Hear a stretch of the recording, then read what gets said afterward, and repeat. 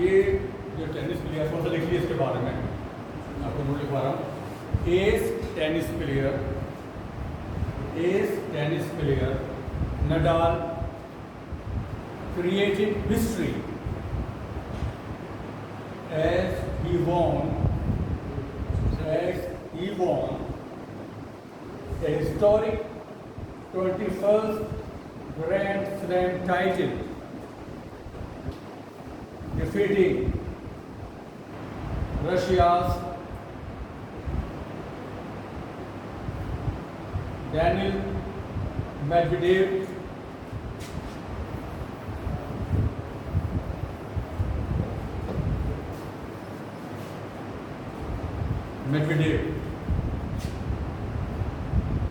in the final of the Australian Open.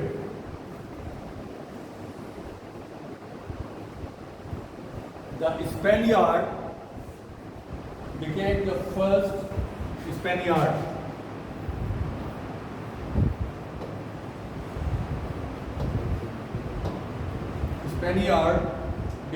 the first tennis player to win 21 Grand Slam titles. He went ahead of Switzerland's Roger Federer,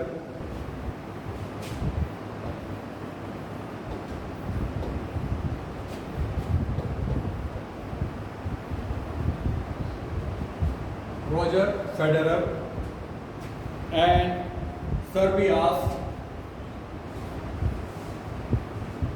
Djokovic.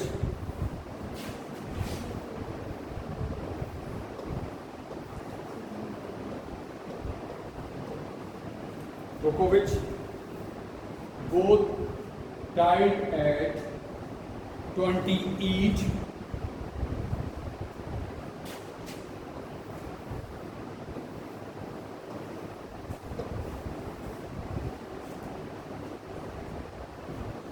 Australian retired tennis player Margaret Court,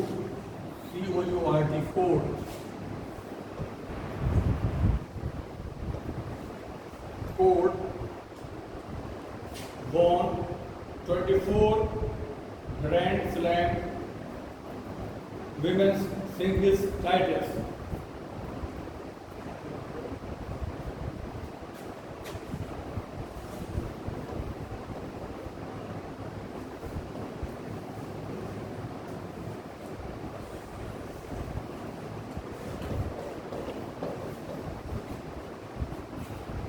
ठीक है, तो देखिए इसमें आपके पास बहुत सारे points मिल गए। एक तो ये हो गया कि ये जो प्लेयर है राफेल नडाल, ठीक है, इसने हिस्ट्री क्रिएट कर ली मेल के मामले में। अभी मैंने आपको लिखवा दिया, कोर्ट ने, मार्गरेट कोर्ट, ये ऑस्ट्रेलियन प्लेयर है, ये अब तक 24 ग्रैंड स्लैम अपनी पहले खेलती थी, ये 24 ग्रैंड स्लैम टाइटल जीत चुकी है। अगर ये सवाल आता है कि भाई कौन सा ऐसा प्लेयर, फीमेल प्लेयर है कि जिसने अब तक सबसे ज़्यादा टूर्नामेंट जीते हैं, ग्रैंड स्लैम जीते हैं, तो आपके पास ऑप्शन आ गया कि ग्रैंड स्लैम किसे जीते हैं, 24, ये पता चल गया आपको, और किसे जीते हैं, मार्गरेट कोर्ट, ठीक है, ऑस्ट्रेलियन थी। इसके अलावा आपके पास ये भी आ गया कि रोजर फेडरर और आपका जो था ये दूसरा वाला जोकोविच, जो प्लेयर है, मैंने आपको लिख दी थी, रोजर फेडरर और जोकोविच, ये अब तक दोनों 20-20 टाइटल्स जीत चुके हैं, ठीक है ना। इसीलिए इसने हिस्ट्री क्रिएट करी, किसने, राफेल नडाल ने, इसने 21वां ग्रैंड स्लैम जीत लिया, ठीक है ना। अब तक कितने हैं टोटल, 20 मैक्सिमम है, जो इन दोनों के नाम है, रोजर फेडरर और जोकोविच। लेकिन इसने, नडाल ने कितनी दफा जीत लिया, 21 मरतबा जीत लिया, है ना। तो आपके पास ये सारे जो है ऑप्शन आ गए इतने सारे कि ये सवाल कुछ भी आए तो आपको ये पास आंसर होगा कि 20-20 मरतबा। नंबर 2 कौन है, 2 लोग हैं, टाइड है, रोजर फेडरर और जोकोविच।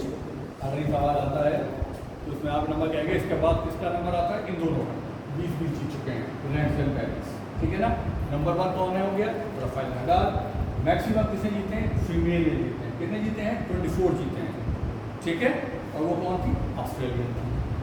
ये भी सवाल आता है आपके पास, इसका जवाब हो गया, ठीक है। चलिए नेक्स्ट लिखिए, which country has developed an artificial intelligence Naini, NANNY, Naini,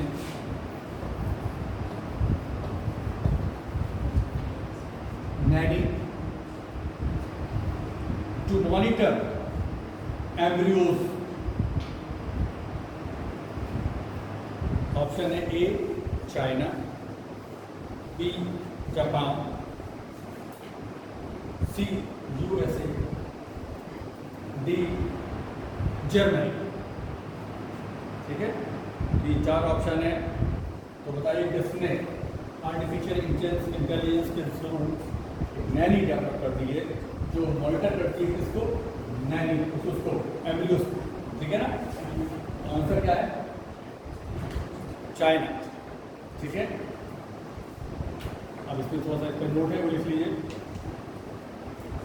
Chinese researchers have claimed to develop an artificial intelligence nanny which can monitor and take care of embryos as they grow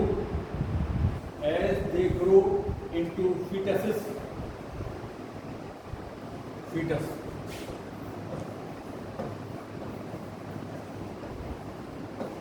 Fetuses in an artificial womb.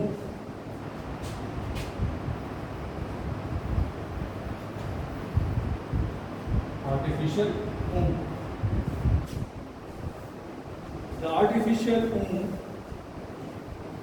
or long-term embryo culture device is a container where the researchers grow mouse embryos in cubes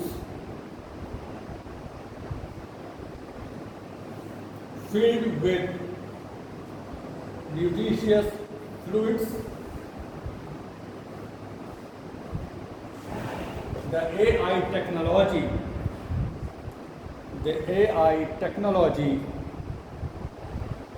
helps to detect the smallest signs of change in the embryos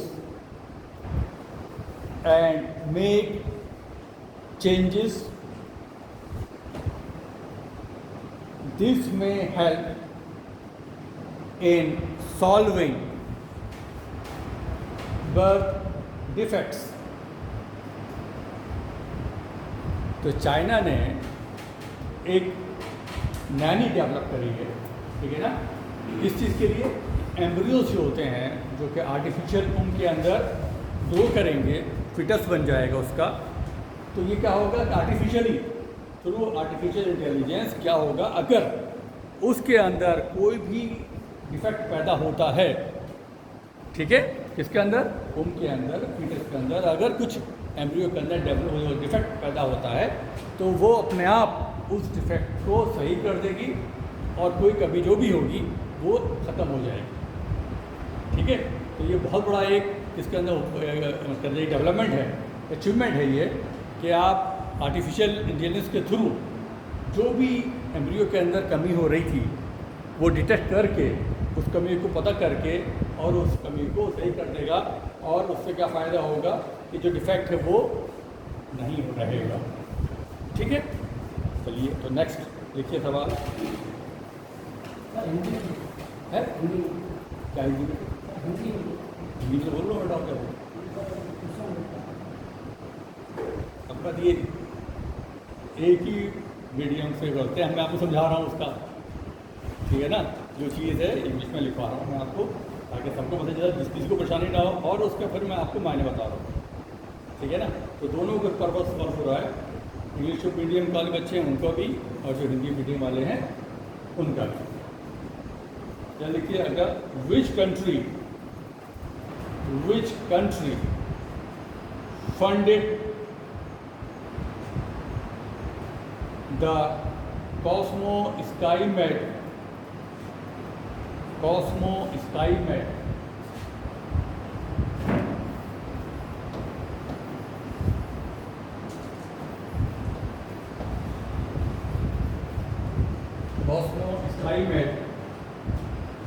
second generation CSG2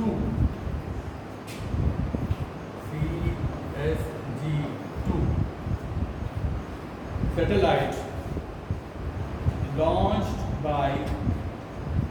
launched by SpaceX.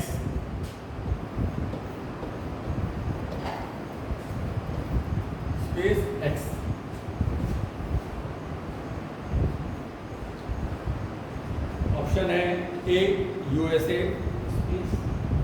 X है ना, लिखिए A USA, B Italy, C Germany, D Israel.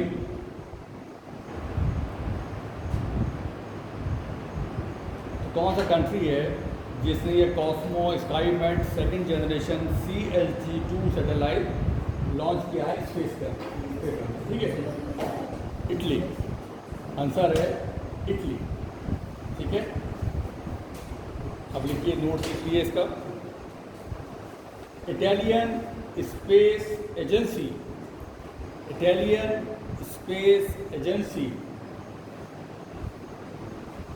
the Italian Ministry of Defense and the Italian Ministry of Education, Universities and Scientific Research funded the Cosmo SkyMed second generation CSG2 satellite.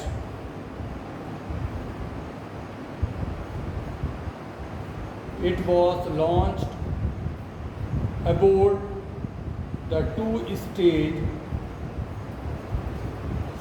SpaceX Falcon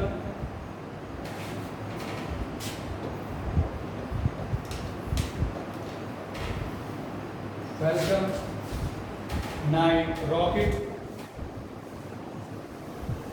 by SpaceX from Florida station. SpaceX Falcon 9 rocket by SpaceX from Florida station. The system consists of 2 satellites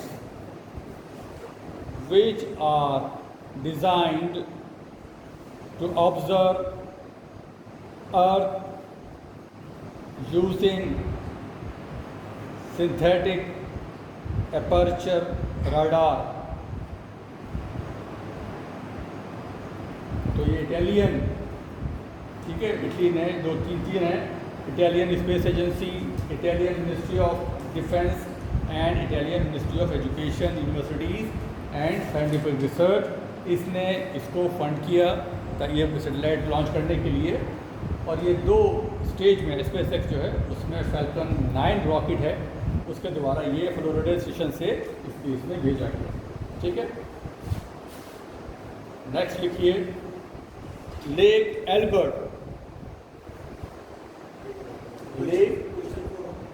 next question, lake Albert is located as a border between which 2 countries?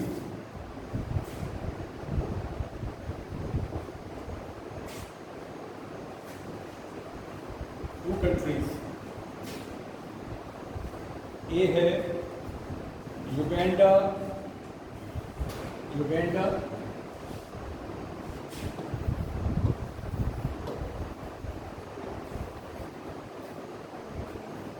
Democratic Republic of Congo.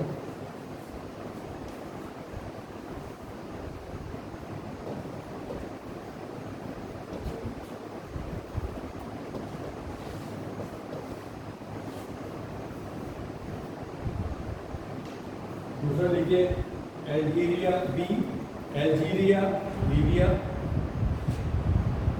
Algeria,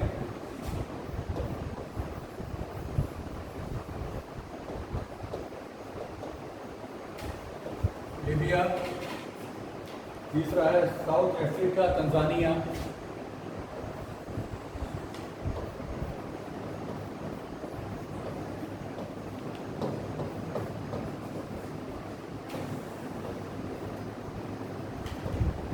और fourth है Uganda,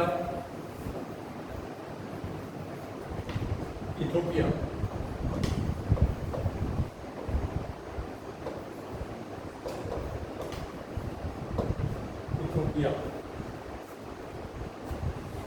ठीक है, इसके बीच में जो है ये lake Albert जो है बॉर्डर है।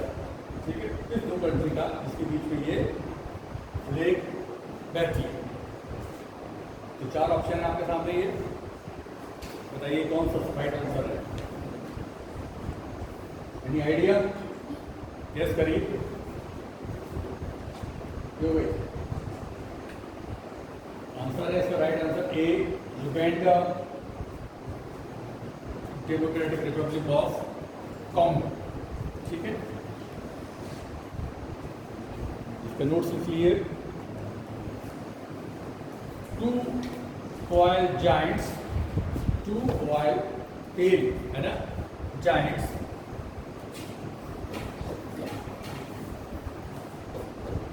Oil Giants, Francis total energies, total energies,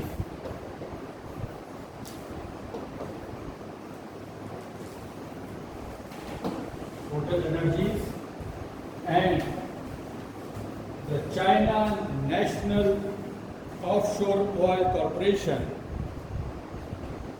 and the China National Offshore Oil Corporation signed a USD 10 million deal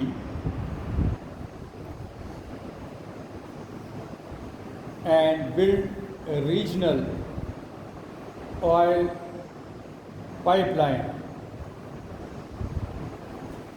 The project aims to exploit the crude oil reserves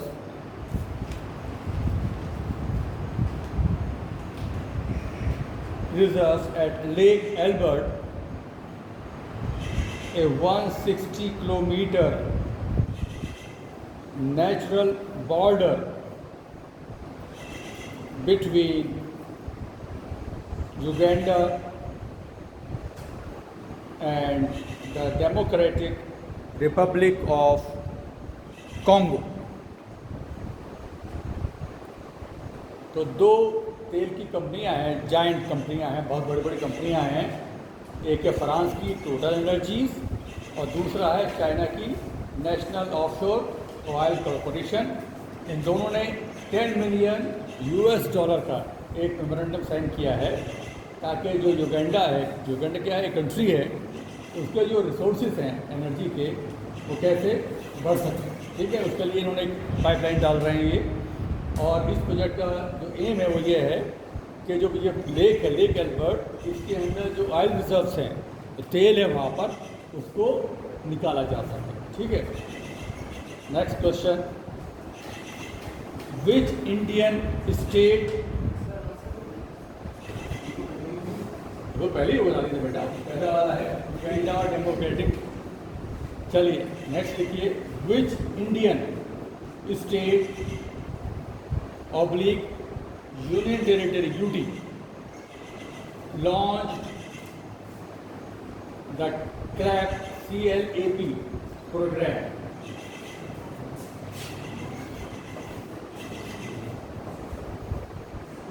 CLAP program.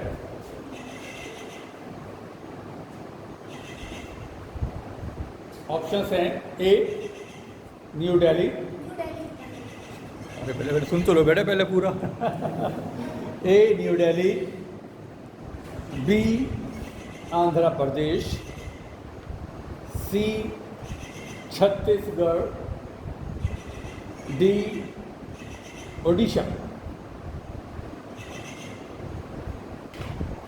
बताइए which is right answer है? और कोई anybody else will tell the answer?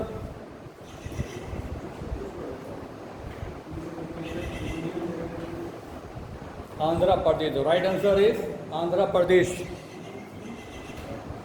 ठीक है,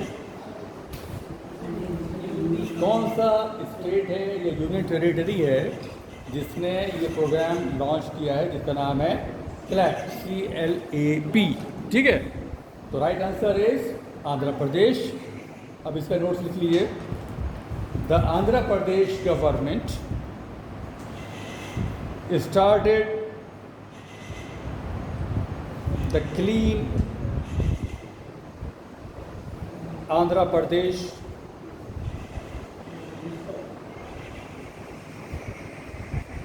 CLAP, है ना, clean programme, जगनन्ना स्वच्छ Sankalpam programme.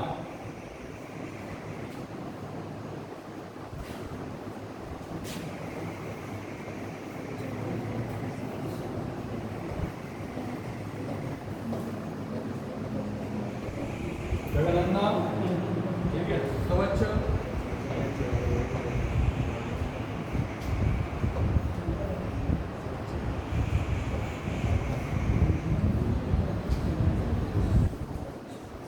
संकल्पम programme.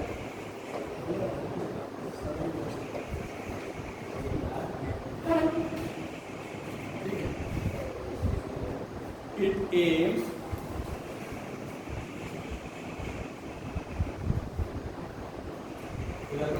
Clean Andhra Pradesh, है ना, और उसका अंदर ये प्रोग्राम था जगन्नाथ स्वच्छ संकल्पम प्रोग्राम। ठीक है, it aims to clean up rural areas, improve sanitation conditions,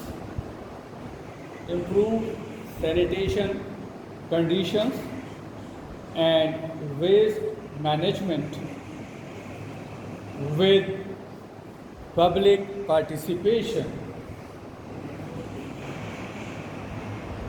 Besides,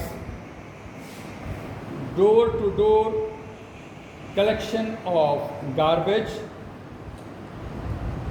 the campaign aims for segregation of liquid and solid waste, on-site waste treatment, and encouraging home composting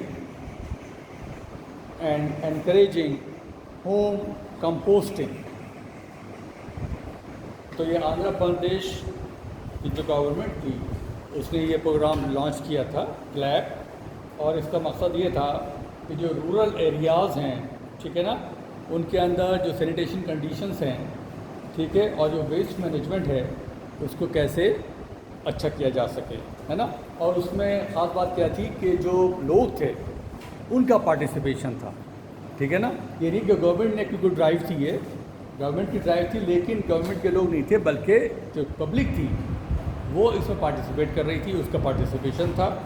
और उन्होंने क्या किया कि डोर टू डोर जाकर जो garbage था उसको collect किया और अलग भी किया।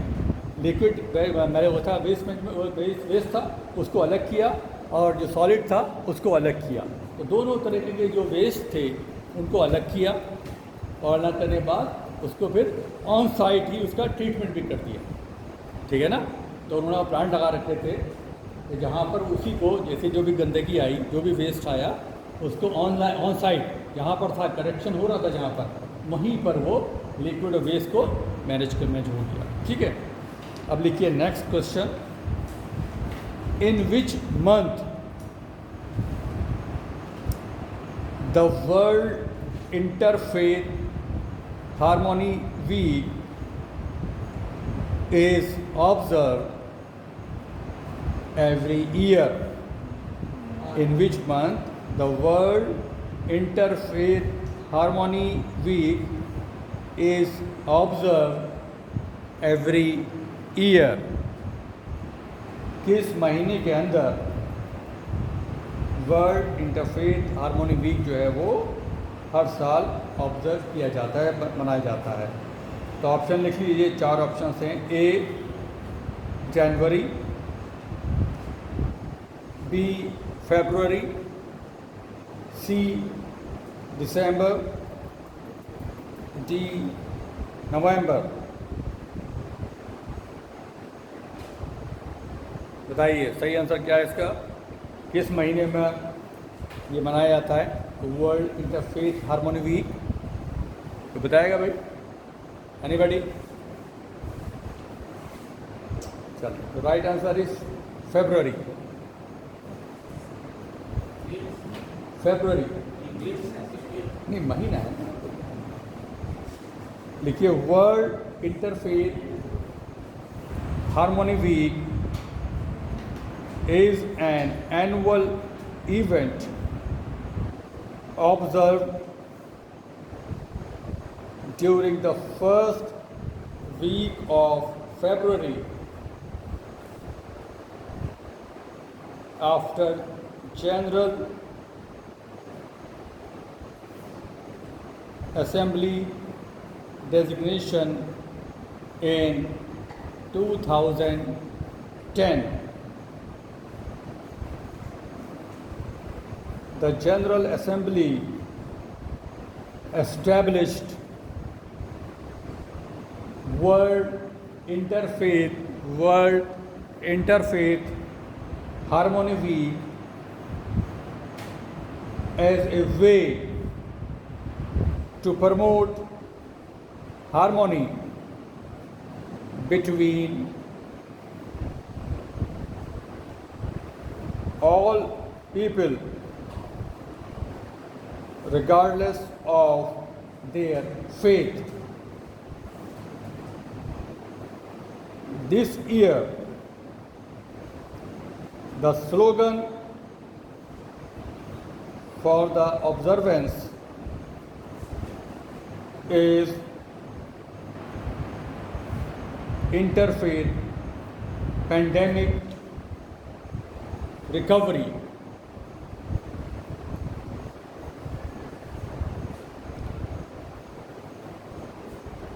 तो आपको ये पता चल गया कि क्योंकि ये वीक है, पूरा हफ्ता ये मनाया जाता है, इंटर वीक है ना, आपका भी लिखवाया मैंने, वर्ल्ड इंटरफेथ हार्मोनी वीक, यानी कि पूरे हफ्ता, एक हफ्ता। और वो कौन सा हफ्ता होता है? फरवरी मंथ हर साल मनाया जाता है, उसका पहला वीक, फरवरी का पहला वीक, जिसके अंदर ये ऑब्जर्व किया जाता है, मनाया जाता है, ठीक है। और 2010 से ये शुरू हुआ, और किसने शुरू किया? जनरल असेंबली, ठीक है ना, यूएन की जो जनरल असेंबली है उसने ये चीज़ शुरू करी। और जो मकसद था इसको शुरू करने का वो क्या था कि वो किसी भी फेथ का आदमी हो, है ना, वो आपस में मिले, ठीक है। Next question, West Jaintia Hills, West जेंशिया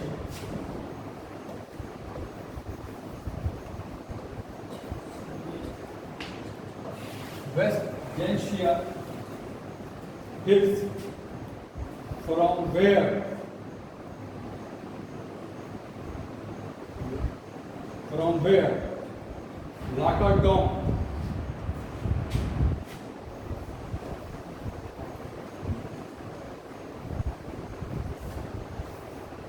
Lakadong turmeric.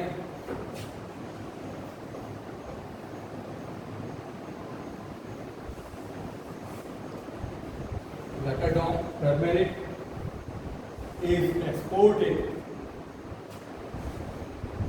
is located in which state?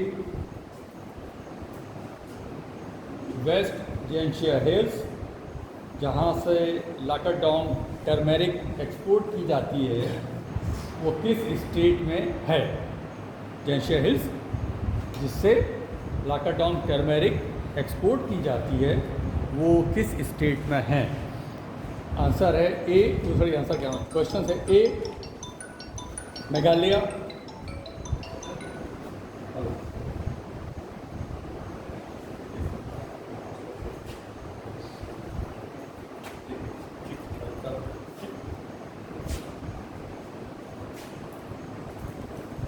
ए मेघालय,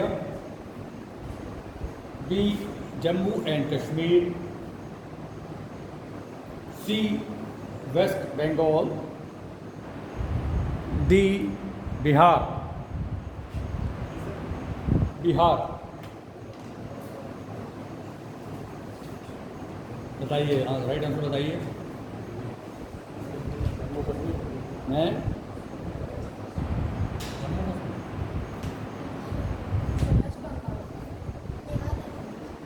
मेघालय। थोड़ा सा जो इसका नाम है हिल का है ना, जेंशिया हिल्स, और फिर जो टर्मेरिक का नाम रखा गया है लाकाडोंग, तो थोड़ा सा ही अलग है। जम्मू कश्मीर का नहीं लगता था, है ना, ये बिहार का भी नाम नहीं लग रहा था, और ये वेस्ट बंगाल का भी नहीं लग रहा था। तो ये ऐसे इस तरह के नाम जो होते हैं ज़्यादातर उम्मीद होती है कि ये उस साइड में होते हैं। तो बहरहाल मेघालय इज राइट आंसर। लिखिए लाकाडोंग, नोट्स लिखिए। Lakadong turmeric has been identified under the one district one product ODOP, है ना, वन डिस्ट्रिक्ट वन प्रोडक्ट। क्या हो गया ये? ODOP ब्रैकेट में लिखिए, वन डिस्ट्रिक्ट वन प्रोडक्ट। ठीक है, ये नाम है वन डिस्ट्रिक्ट वन प्रोडक्ट। तो ये इनिशिएटिव देखिए, Lakadong turmeric has been identified under the one district one product ODOP bracket में लिख लीजिए, initiative as a product of export from West Jaintia Hills Meghalaya. Recently, the drone/UAV, drone/UAV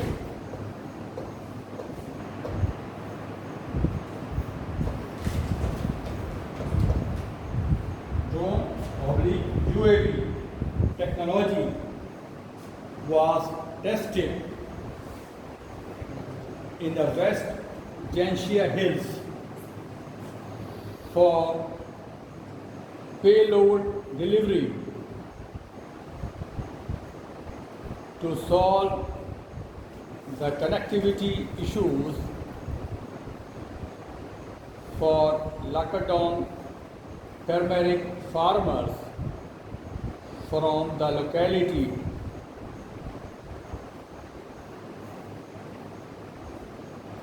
ODOP partnered with Agni Mission for using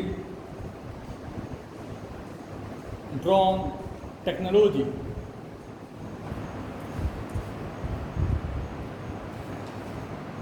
तो ये turmeric है ना, ये Lakadong turmeric जो है ये इस प्रोग्राम के तहत उसमें यूज़ हो रही है, वन डिस्ट्रिक्ट वन प्रोडक्ट, है ना। तो ये गवर्नमेंट का प्रोग्राम है, उसमें है। तो ये मेघालय के अंदर है, जेंशिया हिल्स के अंदर, और अभी टेक्नोलॉजी यूज़ हो रही है drone/UAV टेक्नोलॉजी।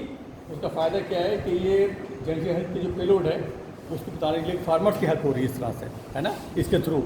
और ये जो प्रोग्राम है ODOP और अग्नि मिशन, ये इस ड्रोन टेक्नोलॉजी को यूज़ कर रहा है। ठीक है, नेक्स्ट लिखिए which country, next question, which country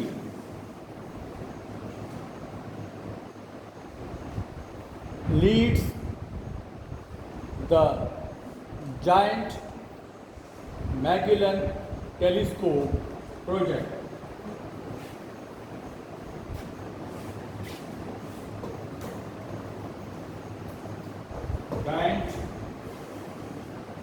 giant Magellan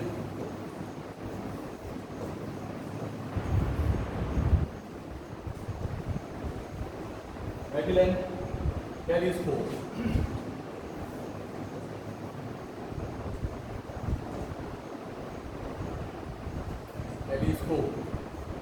project.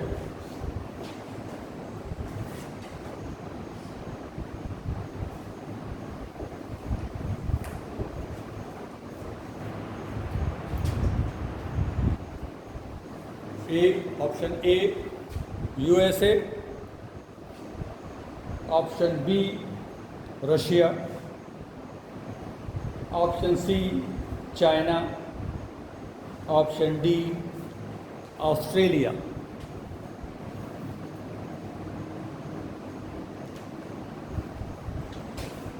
बताइए राइट आंसर, करेक्ट आंसर बताइए क्या हो सकता है?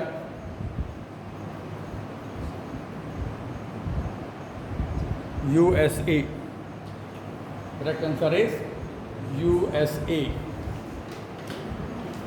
अब नोट लिख लीजिए इसका। द US extremely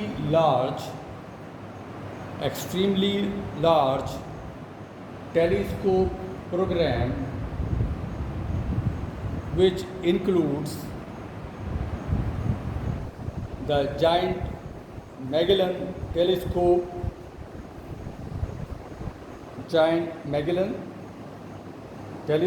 ब्रैकेट में लिख लीजिए GMT, कैपिटल में लिख लीजिए GMT, bracket close, is led by the US and in partnership with Australia, Brazil and South Korea, and with Chile as the host country. South Korea with Chile, CHLE, Chile as the host country. The USD $1 billion project was ranked mission critical by the 2020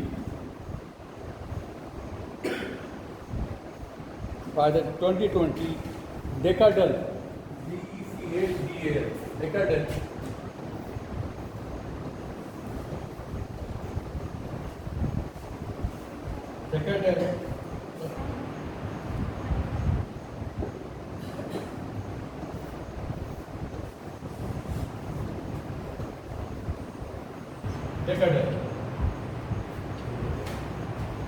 survey on astronomy and astrophysics. The report ranked the US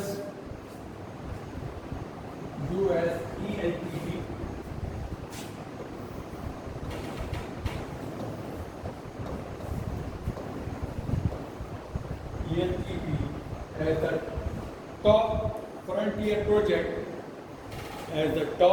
frontier project for ground-based observatories. It recommended federal support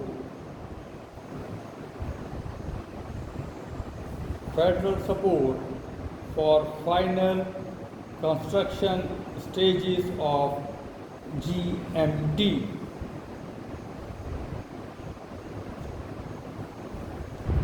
तो ये US का programme है, बहुत बड़ा programme है, ठीक है। और इसके अंदर जो लीड कर रहा है वो कौन कर रहा है? यूएस कर रहा है, लेकिन दूसरे कंट्रीज़ भी हैं जो इसके साथ में हैं। पार्टनरशिप है जिनकी ऑस्ट्रेलिया, ब्राज़ील और साउथ कोरिया, ये 3 कंट्री साथ में है। और जहाँ पर ये प्रोग्राम चल रहा है, जो होस्ट कंट्री है वो कौन सा है? चिली, ठीक है।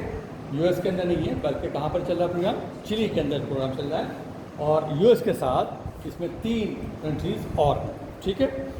ये बहुत बड़ा मिशन है, लेकिन इसको डेकेडेल सर्वे ने ये कहा कि ये बहुत ज़्यादा हाईली जो मिशन है वो क्रिटिकल मिशन है, मतलब अच्छा मिशन, मतलब इसमें बहुत ज़्यादा क्रिटिकल कंडीशंस हैं। ऐसा नहीं है आसानी से ही काम हो जाएगा, बहुत बड़ा प्रोजेक्ट है ये। तो बहरहाल सपोर्ट की ज़रूरत है इसमें। फेडरल यूएस को, जो यूएस की गवर्नमेंट है वो इसको सपोर्ट कर रहेगी, तभी एक मिशन जो है पूरा हो पाएगा। नेक्स्ट क्वेश्चन लिखिए, विच फ्रीडम फाइटर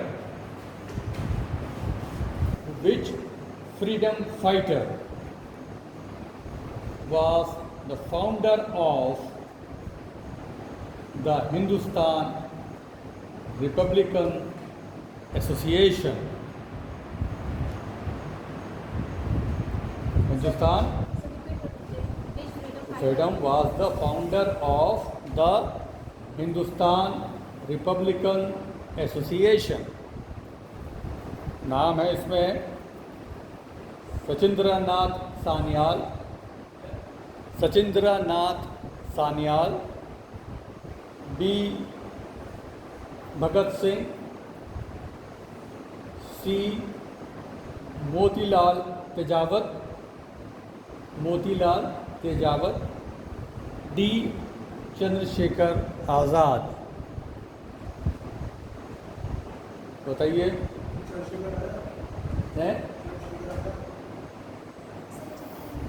सच्चिदानंद सान्याल, ठीक है। ए नोट लिख लीजिए इसका।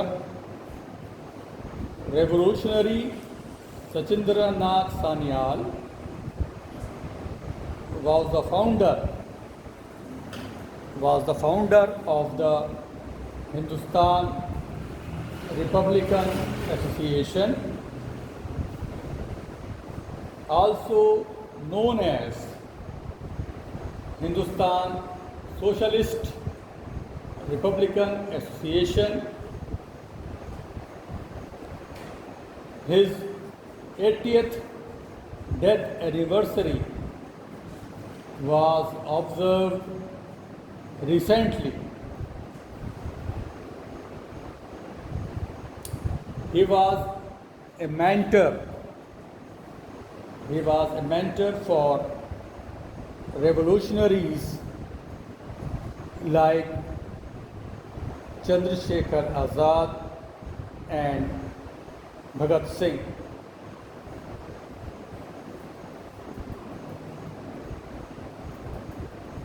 He, along with Rash Bihari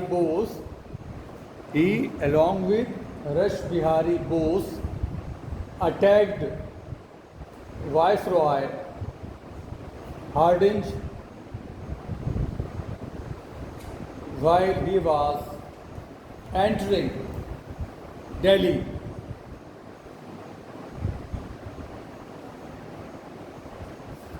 Sanyal was imprisoned for his involvement in the plans for the Ghadar conspiracy. तो सचिंद्रनाथ सान्याल जो थे, इन्होंने ही ये एसोसिएशन बनाई थी, हिंदुस्तान रिपब्लिकन एसोसिएशन, और उसका दूसरा नाम क्या था? हिंदुस्तान सोशलिस्ट रिपब्लिकन एसोसिएशन, ठीक है। अभी उनकी हाल ही में 80th डेथ एनिवर्सरी जो है वो मनाई गई है। इन्होंने ही इसको चंद्रशेखर आज़ाद और भगत सिंह को ही मोटिवेट किया था, यानी मेंटर जो थे इन दोनों के, वो कौन थे? यही सान्याल साहब थे, जिन्होंने भगत सिंह को और आज़ाद को मोटिवेट किया था। इन्होंने रश बिहारी बोस के साथ मिलकर वाइसरॉय हार्डिंज का जो था अटैक किया था कि वो दिल्ली में एंटर ना कर पाए। ठीक है, फिर इनको बाद में सज़ा भी हुई, देश उसमें जेल में डाल दिया गया गदर की जो कॉन्फ्रेंस हुई थी उसके लिए। ठीक है,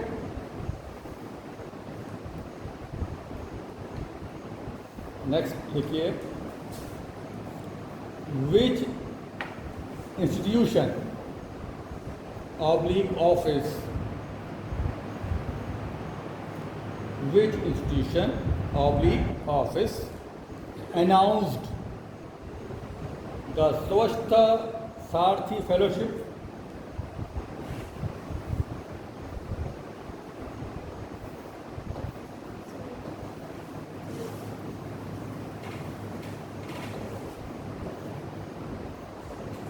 Swachhta Sarthi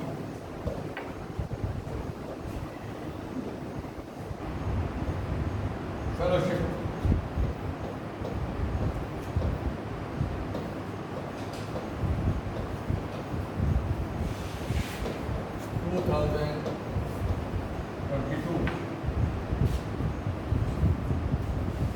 ठीक है, किस इंस्टीट्यूशन ने या ऑफिस ने अनाउंस किया है स्वच्छता सारथी फेलोशिप 2022?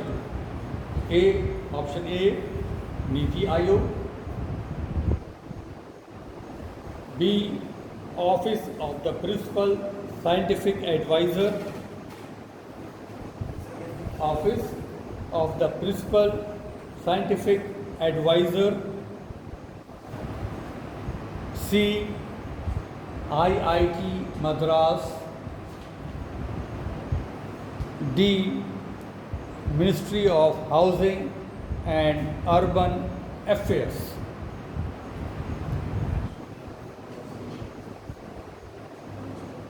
बताइए राइट आंसर, लास्ट वाला है Ministry of housing.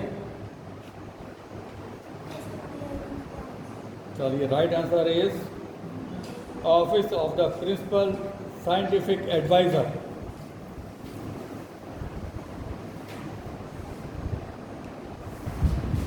The note लिख लीजिए अब इसका,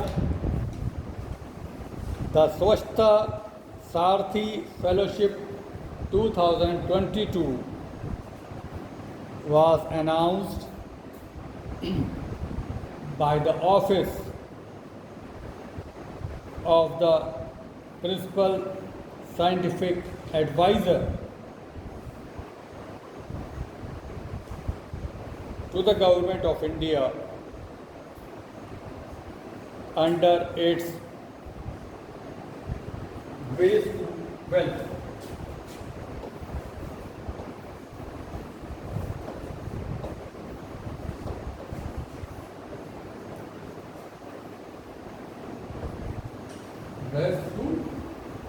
wealth. This fellowship has been announced for empowering young innovators who are engaged in community work of waste management,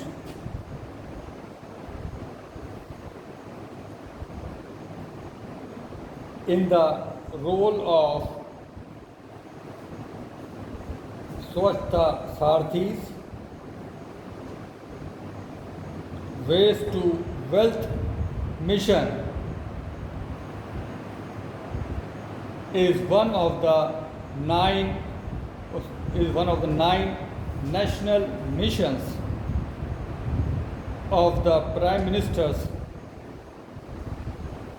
Science, Technology and Innovation Advisory Council। Bracket में लिख लीजिए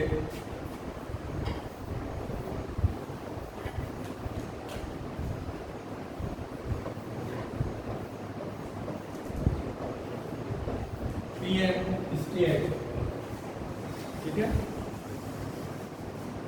तो ये जो फेलोशिप है, ये Principal Scientific Adviser to the Government of India है ना, इसका एक प्रोग्राम चल रहा है, मिशन चल रहा है, जिसका नाम है वेस्ट टू वेल्थ, ठीक है, mission.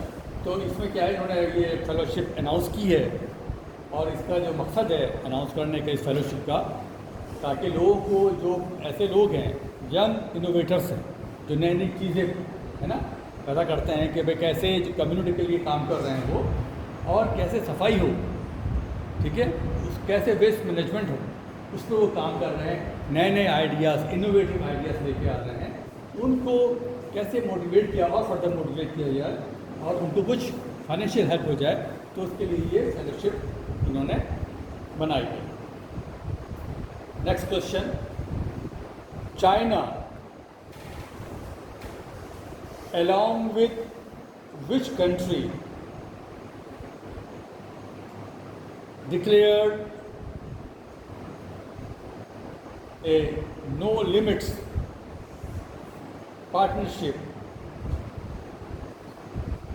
to collaborate against the West?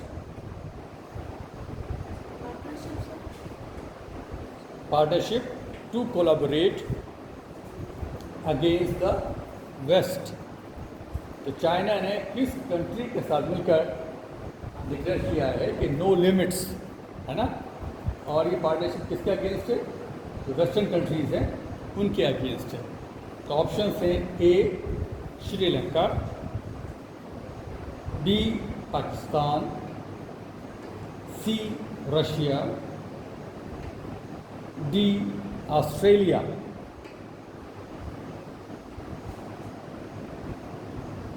बताइए, राइट आंसर बताइए। रशिया, ठीक है, राइट आंसर इज रशिया। और इसका नोट लिख लीजिए, China and Russia no limits, है ना, इसका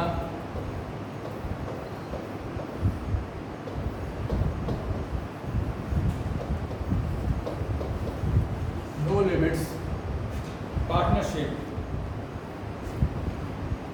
backing each other over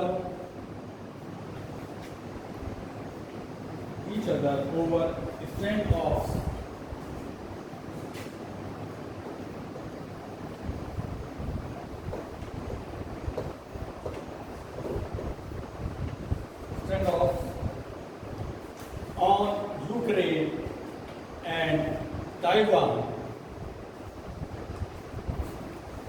They also promised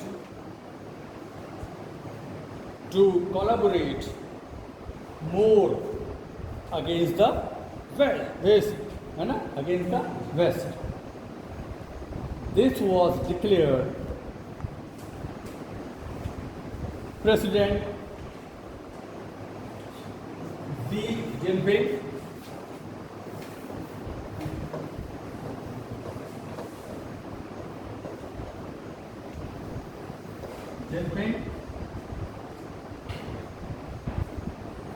President Vladimir Putin on the opening day of the Winter Olympics at Beijing. The countries also agreed to work together on space, climate change,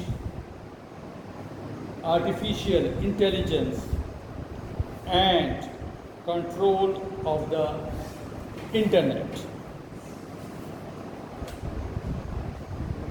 तो इस चीज़ की क्या ज़रूरत पड़ी, हुआ ये कि जैसे आपको पता है कि अभी रशिया ने यूक्रेन के ऊपर अटैक किया, है ना, तो पूरा जो वेस्टर्न कंट्रीज़ हैं वो उसके अगेंस्ट हैं, ठीक है, इंक्लूडिंग अमेरिका। और उसके अलावा जो ताइवान है वो चाइना चाहता है कि हम उसको ले लें, तो उसके लिए भी लोग उसके अगेंस्ट चाइना के, तो दोनों का एक सिमिलर वो था इनिशिएटिव कि भाई वेस्ट जो है हमें ख़त्म करना चाहती है या हमें परेशान करती है, तो उसके लिए हम दोनों मिल जाते हैं। और मिलने के बाद हम क्या करेंगे कि जो वेस्टर्न कंट्रीज़ है उनको मिलजुल के उस मतलब कहना चाहिए साझा तौर पर संभालेंगे उसको। तो इन दोनों ने ये जीपिंग और पुतिन ने मिलकर क्या किया, जो अभी विंटर ओलंपिक्स शुरू हुए हैं बीजिंग के अंदर, उन दोनों ने यहाँ पर ये चीज़ अनाउंस की कि हम लोग दोनों वेस्ट के अगेंस्ट मिलकर काम करेंगे। और उसके अलावा और भी चीज़ें हैं जिस पर वो काम करेंगे मिलकर। एक तो स्पेस के ऊपर, एक क्लाइमेट चेंज के ऊपर, आर्टिफिशियल इंटेलिजेंस के ऊपर, ठीक है ना, और आपका कंट्रोल ऑफ द इंटरनेट। तो ये सारी चीज़ें कंट्रोल करेंगे दोनों मिलके अगेंस्ट द वेस्टर्न कंट्रीज, ठीक है। तो नेक्स्ट लिखिए, Wayanad wildlife century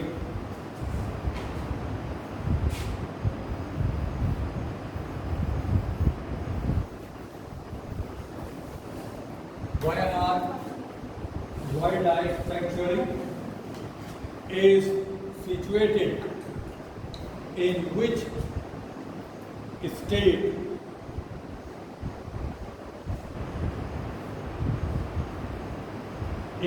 Option A, Puducherry, B, Tamil Nadu, C, Kerala, and D, Andhra प्रदेश।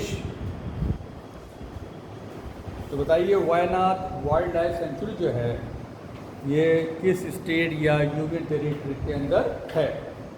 पुडुचेरी, तमिलनाडु, केरला या आंध्र प्रदेश?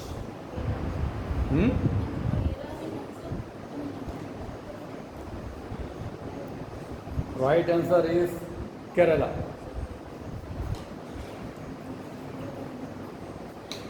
अब लिखिए, नोट्स लिख लिए इसके।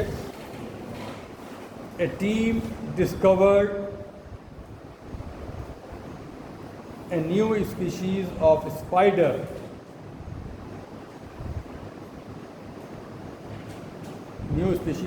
Spider from the Wayanad wildlife sanctuary, Kerala, named Carhutus.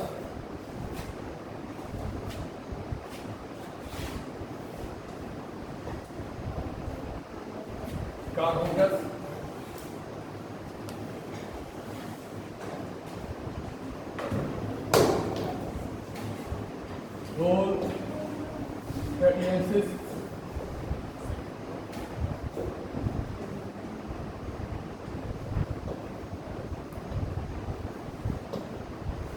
Volpettiensis, Tholpettypetensis,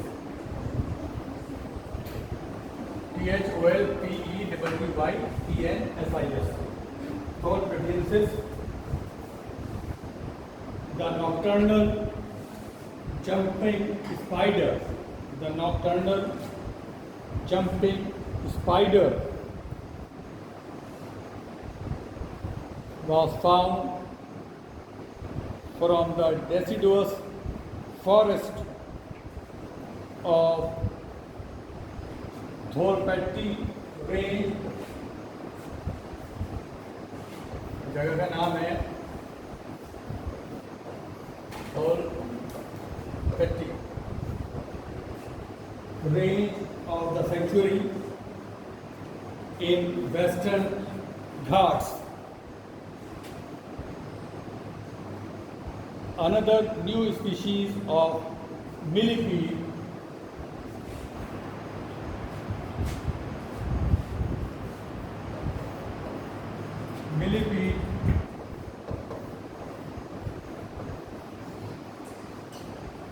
was discovered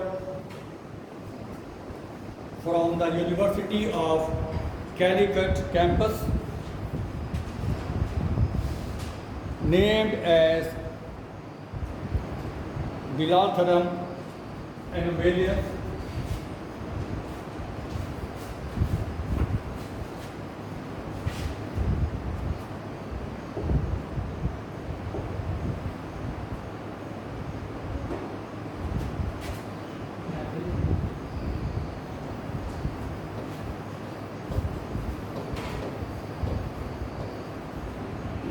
यूराथ्रम एनोफेलस,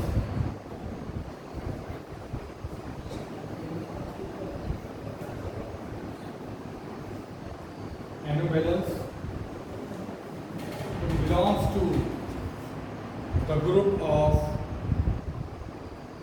minute millipedes.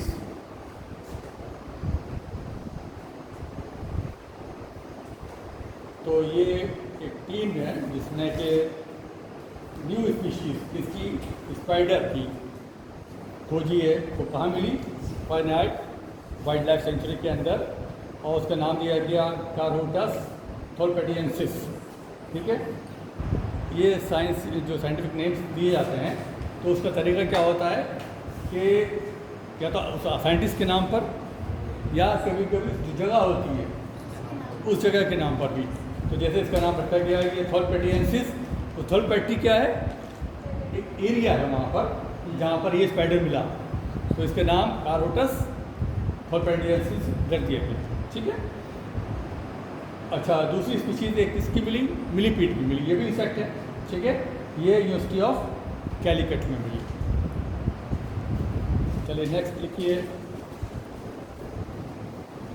चलिए आज के लिए इतना काफ़ी है, आज के लिए इतना काफ़ी। चलो 4 बज गए वैसे। देखिए इससे फ़ायदा क्या हो रहा है कि आपने